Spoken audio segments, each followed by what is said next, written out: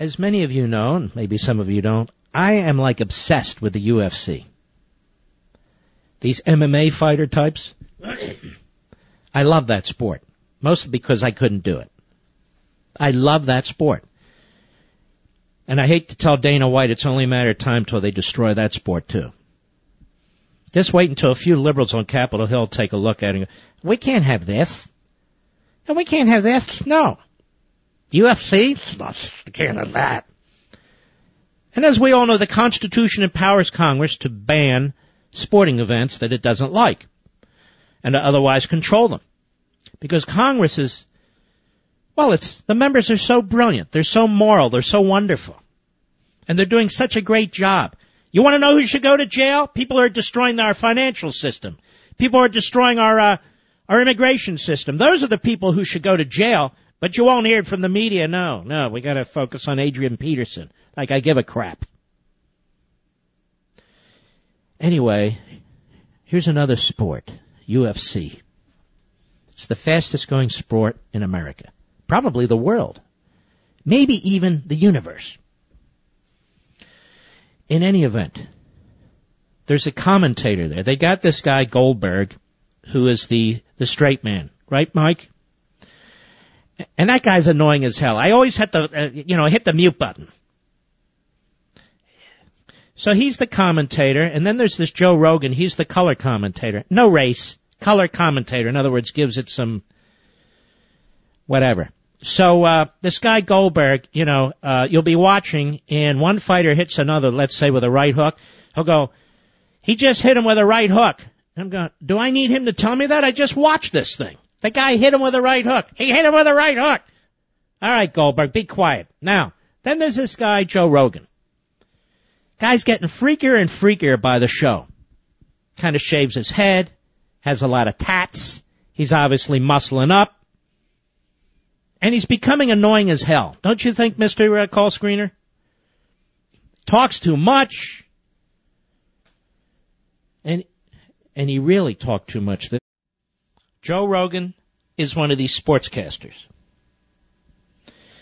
Now, John Jones is the greatest fighter in the UFC as far as I'm concerned. I'm a huge fan of John Jones. I know a ton of people who like the UFC. They're huge fans of John Jones. I might point out that I am a olive-skinned American, and John Jones is a black-skinned American. And yet, I think he is the greatest fighter, and I think he's a great guy, as best as I can tell. Yes, an olive-skinned American to a black-skinned American. Now, I want you to listen to this. This is a guy who gets paid indirectly by the fans, who's the color commentator on every major fight. Cut 5, go. But I don't know why John is not more loved or popular than he is. I don't understand it, because in my opinion, I will never miss John Jones pay-per-view. Hell yeah. And I would think that anybody who, like, I've heard people say, oh, he's cocky, oh, he's this, and I wonder what the is going on with that. And I'm going to throw this out there. I'm just going to say it. I wonder how much of it is racism. Oh, wow. I really do. You went there. I did. Damn. I did. Uh-oh. You know why? Because I think they look at him as this cocky black guy. Okay. And I think a lot of people have an issue with that. And I think that if he was a white guy and he was doing the same thing, a la Chael Sonnen, yeah, I think he'd be way more popular. This is an outrageous, disgusting, moronic statement. John Jones is massively popular. When he fights on pay-per-view, they have massive numbers of people spending, $55 or thereabouts, because they want to watch John Jones. This guy Rogan throws this stuff out there. He has nothing to back this up. Zero. And a lot of people, including me, like John Jones. It's not like I know him. And he doesn't have a cocky attitude. Does he, Mr. Call Screener? Quite the opposite. He does what he does. He's methodical. He actually has a very nice personality. Seems like a very nice guy. Isn't he one of the guys that ran down and beat the crap out of some criminal? As I recall, somebody assaulting a woman or something of that sort? That's my recollection.